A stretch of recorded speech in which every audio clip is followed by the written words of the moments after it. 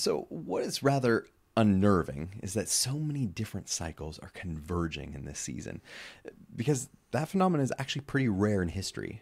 And what's absolutely terrifying is that they all are converging at the lowest point, the nadir of their cycle. This is ominous.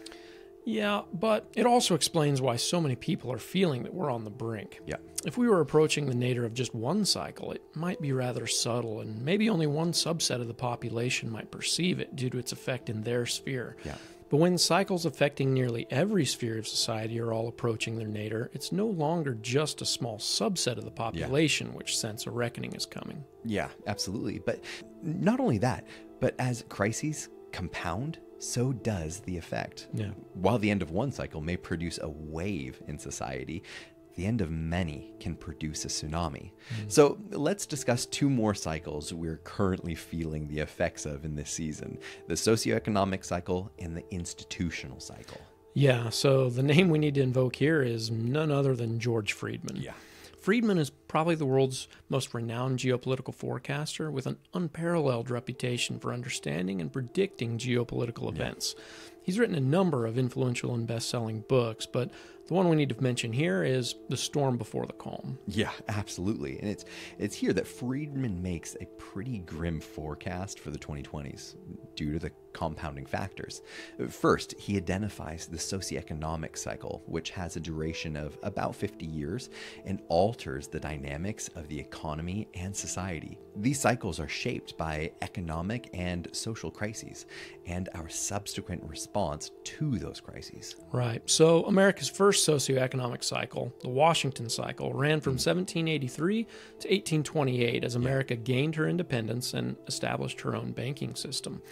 The new currency was volatile, however, which led to the Jackson cycle from 1828 to 1876, which called for stability and therefore backed the dollar with gold and silver. Yeah. But the Civil War led to massive federal borrowing, which could only happen by printing fiat currency not backed by precious metals. This once again led to economic volatility. So in the Hayes cycle, running from 1876 to 1929, the dollar was again backed by gold and the economy focused on frugality. Yeah. But then the Great Depression happened, and the government responded with more deficit spending. So the Roosevelt cycle, running from 1932 to 1980, turned to high tax rates and credit as a solution, not only for the government, but for consumers.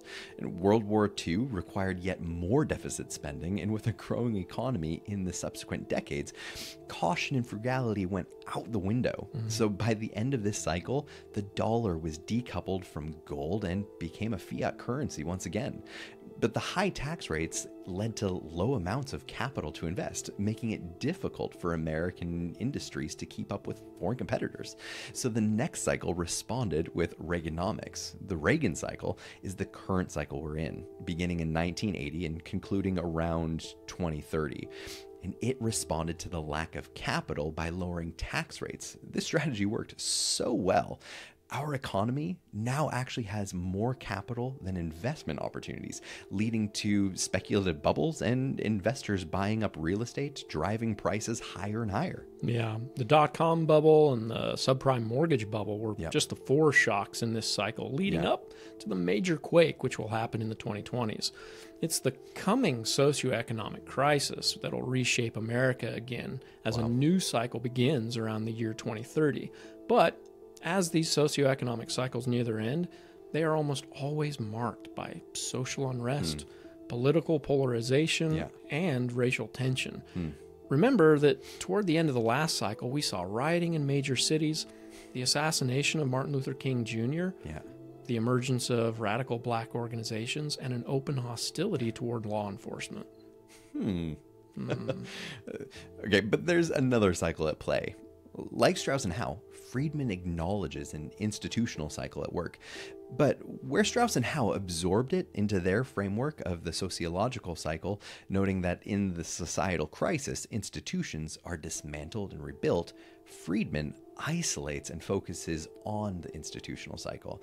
And like Strauss and Howe, Friedman notices that institutions are dismantled and rebuilt in cycles about about every 80 years. Yeah, and these cycles define the relationship of the federal government to both the states and society, and are bookended by major wars. The first cycle ran from 1787 to 1865 as America emerged from the Revolutionary War and had to create a federal government. This era was marked by uncertainty about whether the federal government was sovereign over the states, a question which culminated in and was resolved by the Civil War.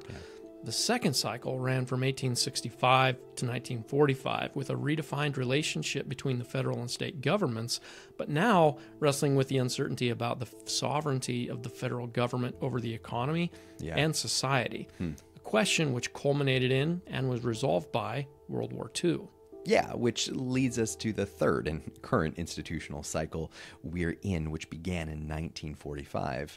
While this cycle redefined the relationship of the federal government to the economy and the society, it had struggled to define the limits of federal oversight and authority over private citizens' lives, or even answer the question of whether or not it's actually capable of doing so.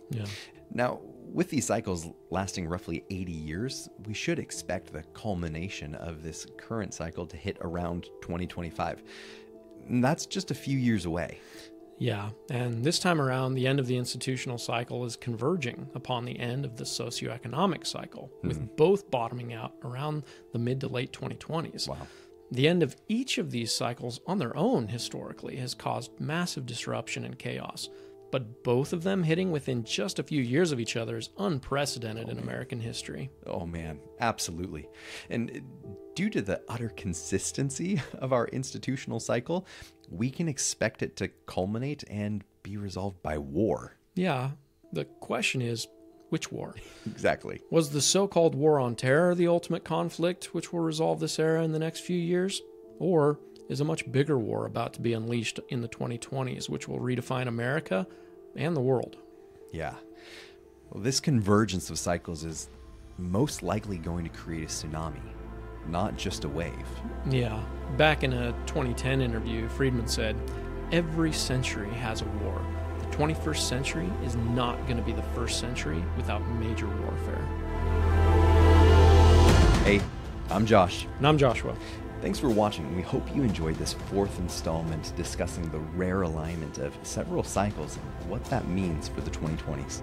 And join us in the next segment as we look at the ominous alignment of yet another cycle in this dire season, the civilizational life cycle.